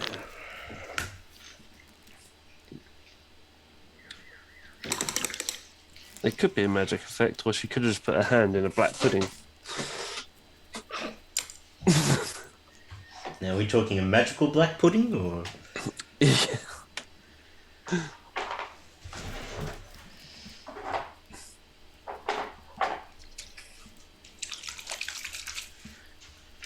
It'll be weird going back into physical meetings and having to wear trousers. Yeah. There was a study that came out of the UK that said that 70% of people are showering and washing less, and thanks to the pandemic, as they don't have to keep up appearances nearly so much. Yeah. I think people are just living in their PJs as well, right? Oh, well.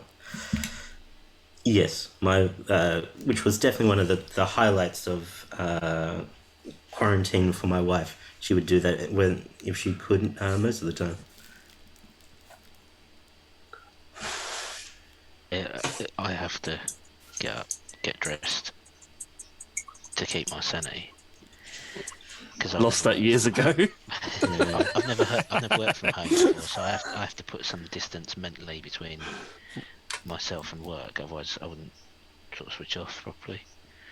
So doing the whole, getting dressed, going downstairs, getting washed, and as if I was leaving the house is worth doing that thing. I do like the idea that putting on pants is a sign of structure.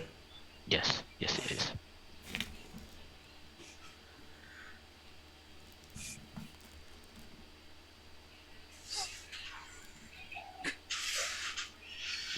I would say the first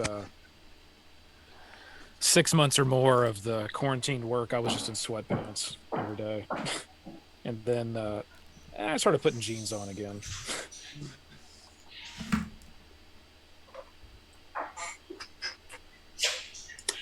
But I stick to the sweatpants. Yeah. Sweatpants and t-shirt pretty much every day. I'm not customer facing, so I don't understand why I have to wear shirt and tie and stuff. Not tie, but just Almost there. Let's try and get a bit of wash in that hair.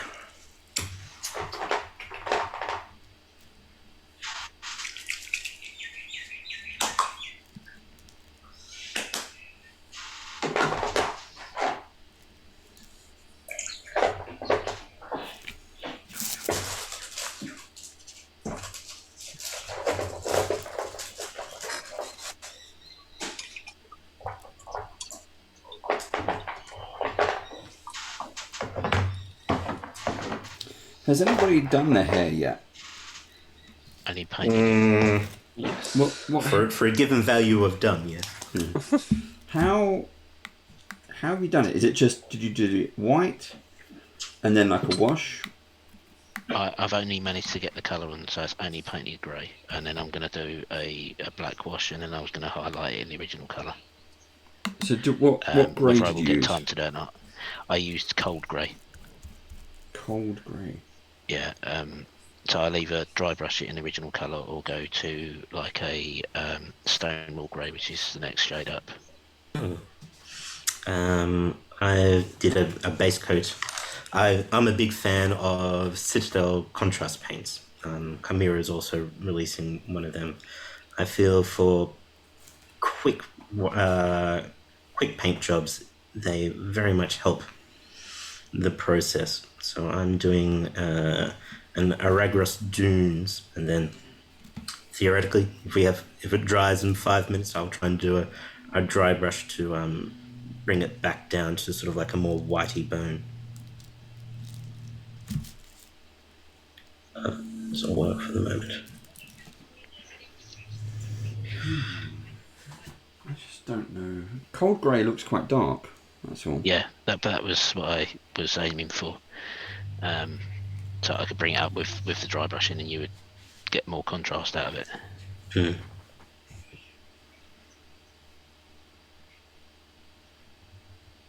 Yes, if you're doing dry brushing, you should always start darker than where you want to end, so you've got a proper highlight contrast option.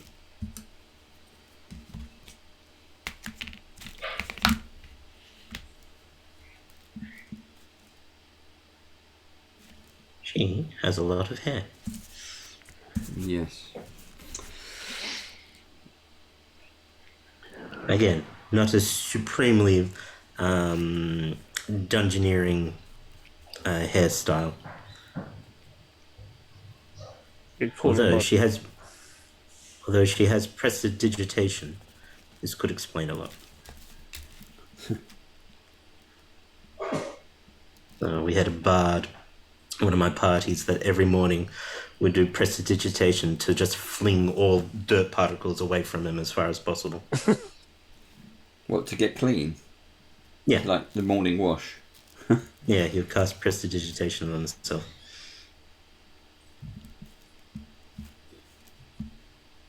How are you finding playing a bard, Josh? I'm absolutely loving it, man. I am loving it. Like I said, never played a bard before, but after you play a bard, once you go bard, you don't go back. I mean, I don't know, man. Once you go bard, you go bard hard. Yeah, that's right. You go bard hard. Like, I'm loving it. It's just so many options to. I'm finding it to be a very strategic character, and I like that. Right. I mean, nothing wrong with just going in and swinging, right? And I play a lot of characters that in the past that do that, but it's like. I like that sort of anticipation of, okay, what's the situation? Where am I in the round?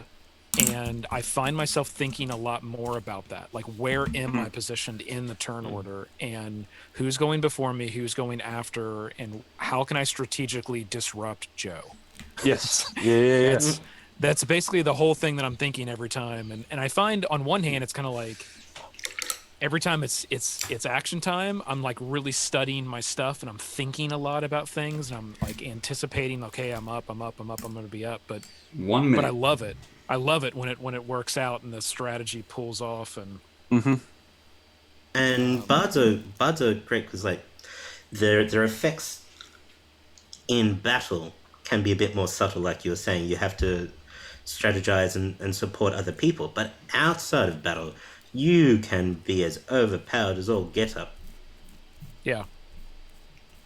Oh yeah, with silver tongue and charisma checks and. Yeah, like you start controlling the party and the adventure a little bit there. Aaron said something in chat the other day, and I was like, that needs to go on a t-shirt. And it was, what was it? I'm trying to remember. No, I think I wrote it down somewhere because I was like, that's amazing. Like, I'll find it. If Aaron, if you can remember what you said, it was like death by. I can't remember what the word was now. Oh, I know what you're talking about. Yeah. Okay, time is up. Paintbrushes down. Just put me black wash on their hair. Ooh. We can ease off of that one now. That was actually quite hard. I tried to do a lot of little bits of like rushing that I haven't really done before. So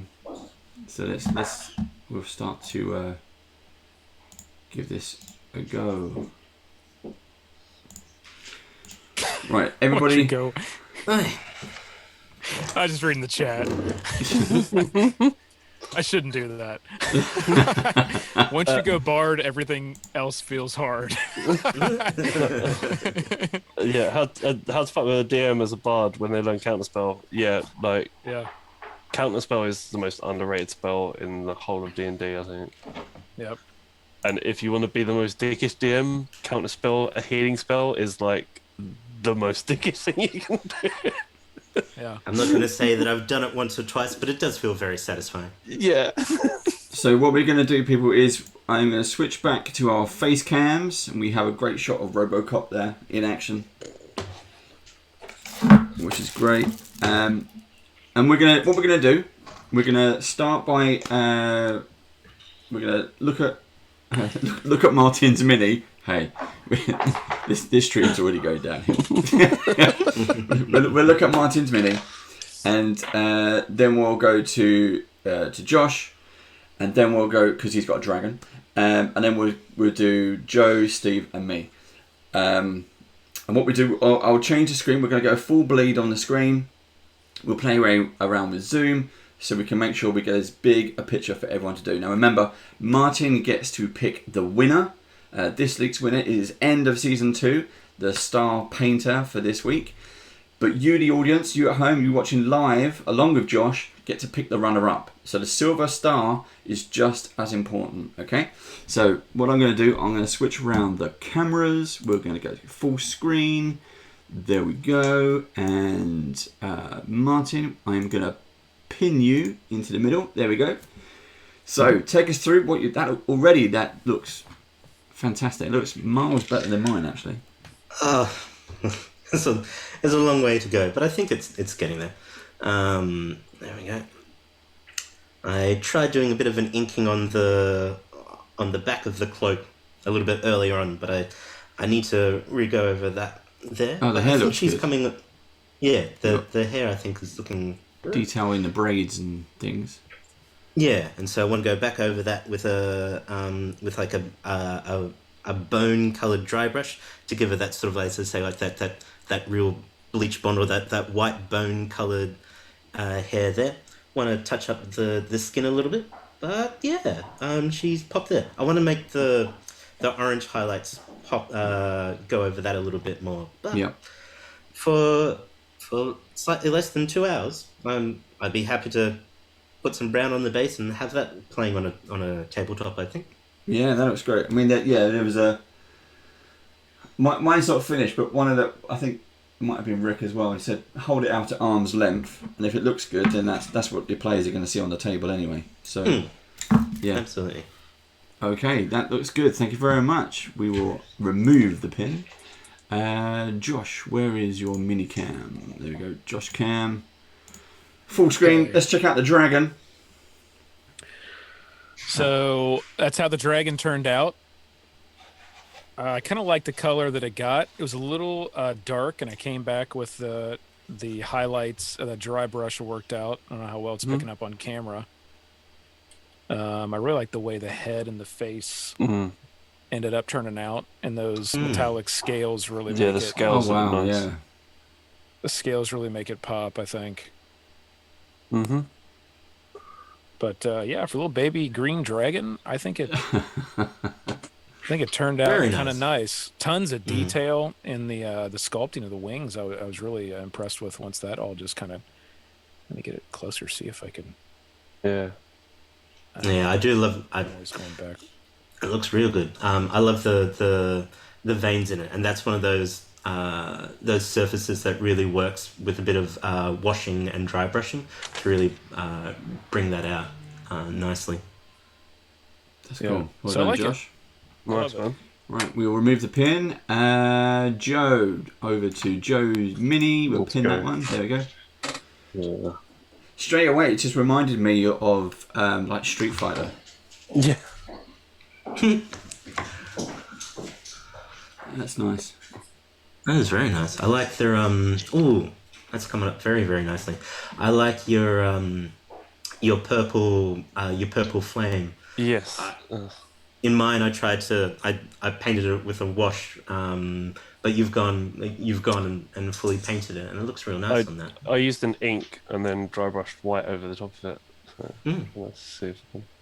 The hair looks good as well. It looks.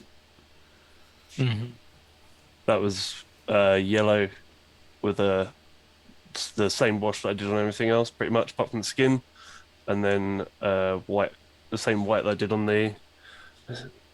Trying to get to focus on it properly. The same white that I did on the flame thing as well. Yeah. Yeah, I love the dry brushing there on the. Have you got on the hair? That looks cool. Yeah, the that back of magic your effect. cloak, you've got that detail. I don't really see the detail on my mini. There's some circles there, I think. Yeah, there is a pretty big mold line on there as well, but that I didn't clean off. So, What wash did you use on it? Agrex Earthshade. Okay. Yeah. A classic. With red, Yeah. it hasn't come out as Like- clear on the. I like Agrex Earthshade so much that I'm almost through a whole bottle of it. Just for today. No, just like use it on everything pretty much. Cool. Well done. So Or remember, you've become an army painter when you knock over your first Agrex Earthshade or Dull Oil. That's the rite of passage there. Definitely. okay, Steve. Where is Steve Cam? There we go. Okay, Steve's up next. So remember, Joe is being judged. Steve is being judged.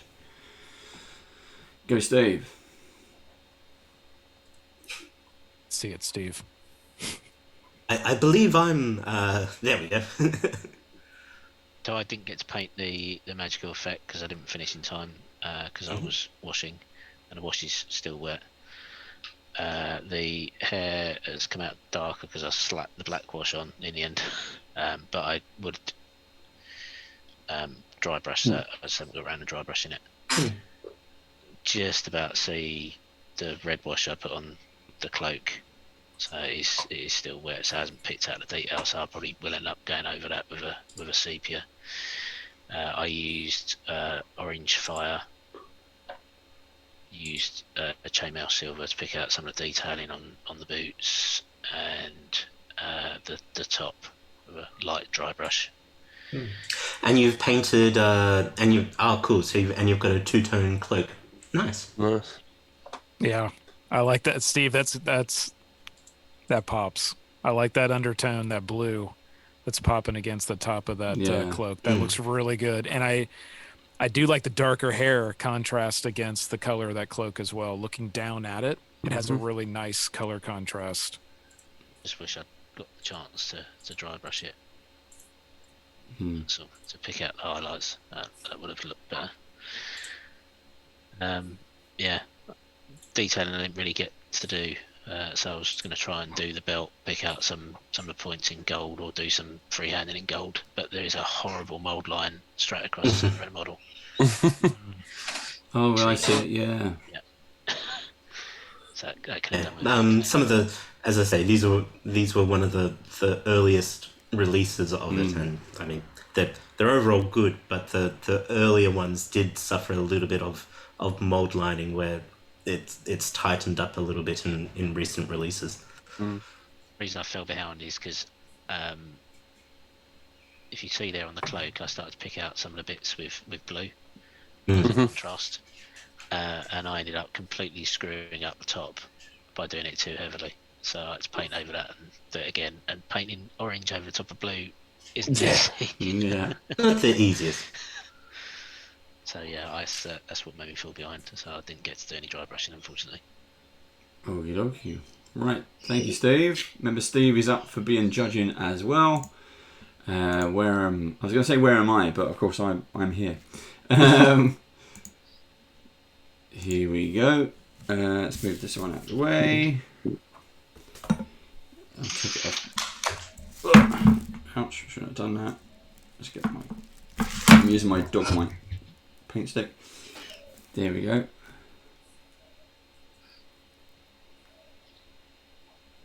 Oh, here we go. Look up top.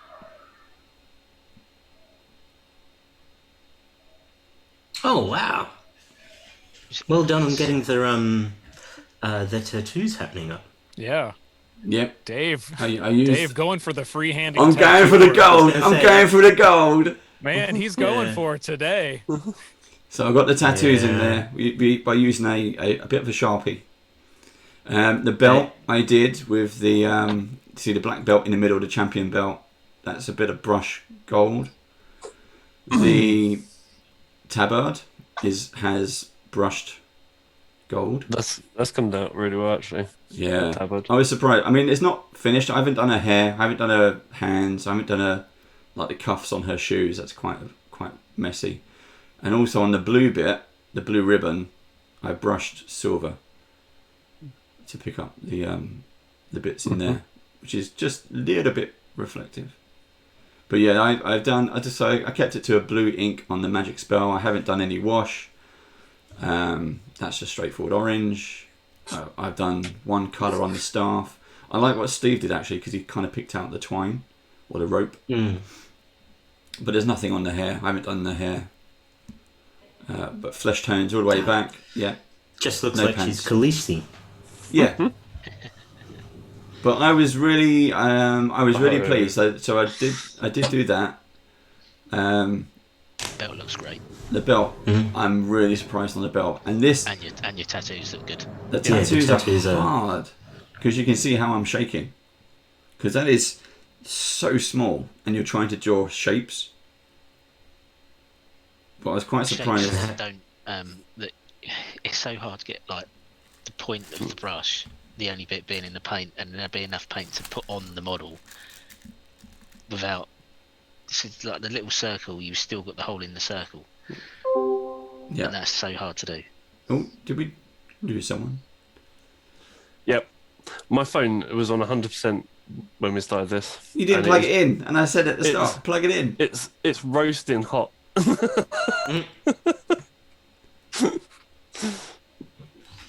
And she's even got tattoos on her cheeks, which look good in the picture, not necessarily as good on the mini, because it is such a fine line.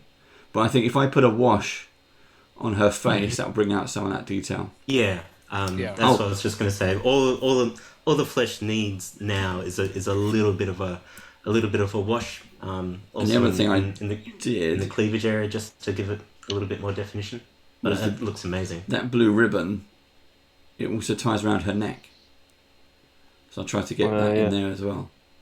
And that's, you can't see it because the light's too bright, but that's silver. There's a silver chain around her neck, and then you got a blue. Baron's saying that Josh was painting the familiar for the woman. Yeah, that'll work. Yeah. But yeah, there you go. So, Martin, I need to switch back to the. There's the Joe Cam. There. Yeah, give me 2 secs. Oh, no, that's all gone. So we won't go back to that. We've just got everyone here.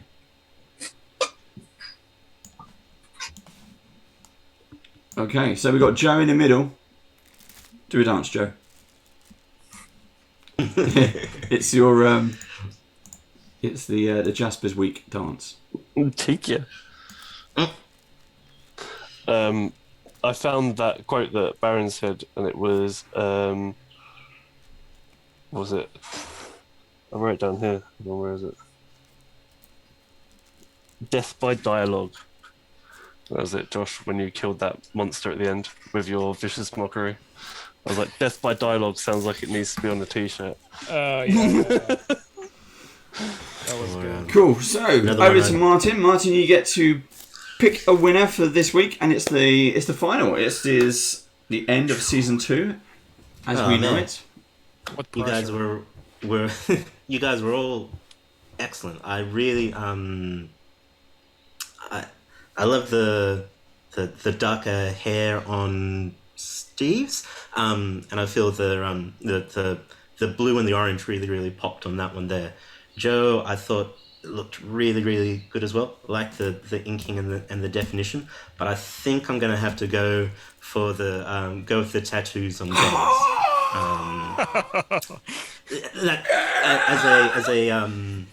Dave's so happy.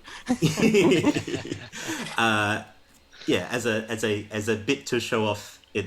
That's very cool. Tattoos on a mini. I mean, that was. As soon as you said you just use a fine point pen, I was like, "Oh, I've got one. I have a purple Sharpie. There we go." It's the easiest way to cheat some of those things, and cheating. Yeah. That's a lie. There's no cheating. It's just how you make an effect. But getting a fine point pen really can help ease some of those bits there. Because I know I have wobbly hand syndrome, and trying to paint straight lines and do circles is just murder for me. Yeah. No, I was really pleased with that. Thank you so much. That is fantastic. But this is what I mean. So anyone who's watching this, whether you're watching this on YouTube, you're watching it back, This is literally 24 hours of practice. That's 2 days, 2 hours a week. That's all I've done for 12 weeks. With getting a few mates. Oh yeah, we're doing it online live, but hey, pressure. It works. And I think it looks good, but I'm going to finish it because I need to do a hair and a wash. Interrupt you. I'm just going to let everyone know that the poll is up. Okay. Poll is up. So this is for the Silver Star. So this is the runner-up position now. For Steve and Joe. You all get to vote for that. Joe's cam is joining back into Zoom, so let's get that up and running. Oh, there's the votes go. Yeah. Thank you, Cardinal Woozy, for joining in. We've got Joe's mini cam coming in as well. Let's... and I will cast my vote right at the end. Let's put that there. Let's see if we can go back to our normal cameras. Yes, we can. There we go. Man. This is really leaning one-sided. It is. I'm not doing. Look, I've got both hands here. Okay, both hands here. I'm not doing anything. All right, who's using other channel points?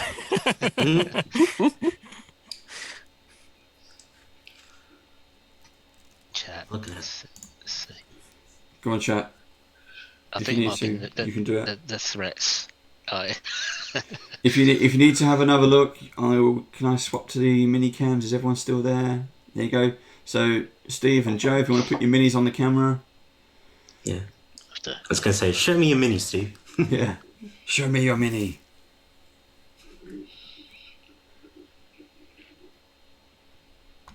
Here we go. It's definitely it does seem to be a bit of a landslide. Yeah, I think you got this one in the bag, Steve.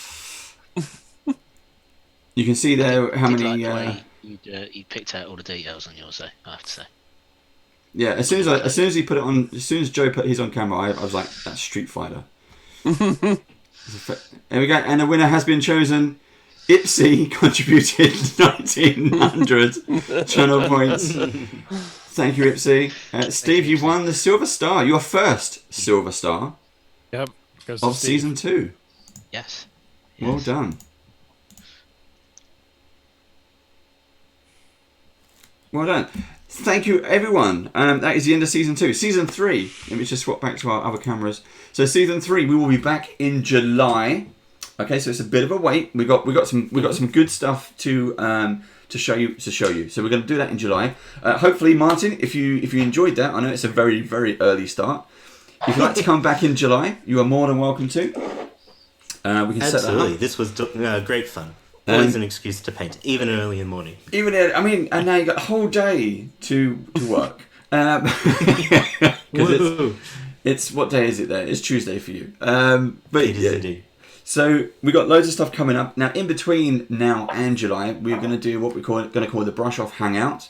So it's just us doing some bits and pieces, but we have some fun things planned as well. We have some specials coming. So we're going to be looking at basing, dry brushing, edging, washing, all different techniques. We're going to end up trying to do those.